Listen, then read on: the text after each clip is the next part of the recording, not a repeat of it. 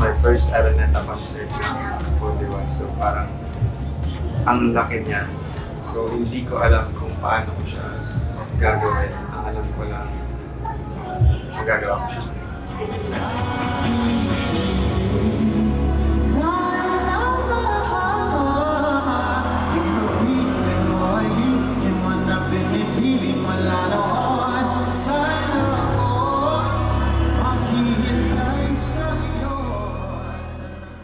One of the goals, yes, of course, for sure.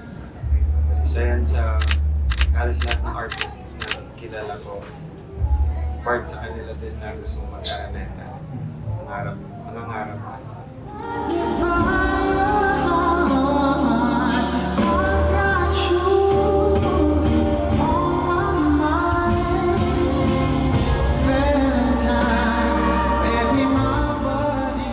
Mas mahaba po yung siguro yung preparation dun sa compared last time. Kasi puno lang yun ng anxiety yung last time. Parang, first concert.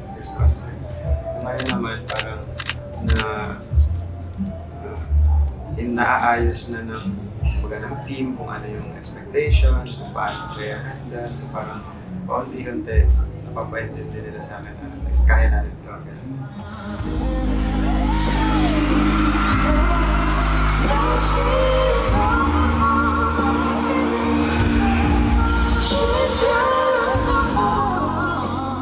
Meron akong parang dream state po kasi ako. So parang hindi ko maalala yung details masyado.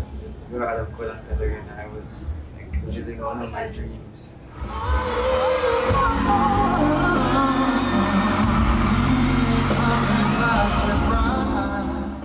Ang haba po ng parang intervention, pero same emotions lang din siya, parang same excitement.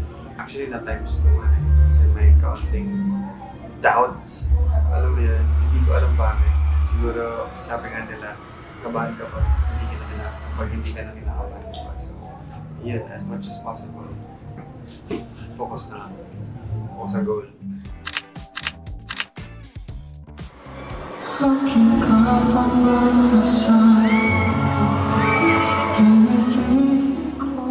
If there is one takeaway that your fans will get from this album, what would it be? Comfort. They'll find comfort in Just comfort. Just comfort.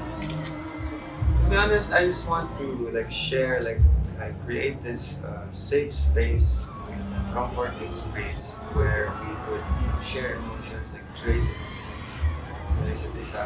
And yun lang naman talaga yung gusto ko na mangyari. Just to connect sa kung sino man yung puso. Connect.